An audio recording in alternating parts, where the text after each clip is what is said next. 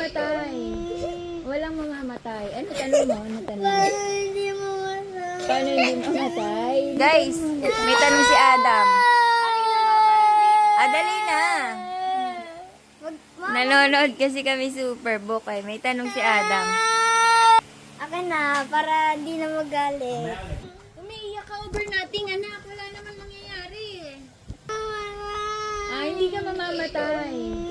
Walang mamamatay. Ano tanong mo? Ano tanong mo? Hindi mamatay. Paano hindi mamatay? Hindi tayo mamamatay. Pray lang tayo kay God na. Apa na, hindi mamamatay. Ang bango lang ma. Hindi mamamatay si baby. Hindi na. Sige na, sit na. Ay, sinushout mo ba si mami? Sinushout mo ba si mami? Hindi na. Ayaw mamamatay. Paano hindi mamatay?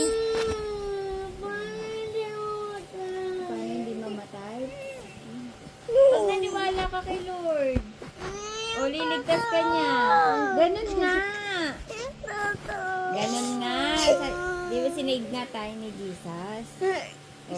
Pagka umakit tayo sa langit, di tayo mamamatay doon. Meron tayong body na hindi namamatay. Hindi nagugutom, hindi nalulungkot, hindi nasasaktan. Eternal life tawag doon. Walang kamatayan. Doon yun. Basta susunod tayo sa mga ano ni God. Kaya nga tayo nagbabasa Bible eh. Tsaka nanonood Superbook eh. Hindi ka mamamatay. Sige na. Hindi mamamatay. Hi guys! Ito na yung sasabi na bye-bye guys.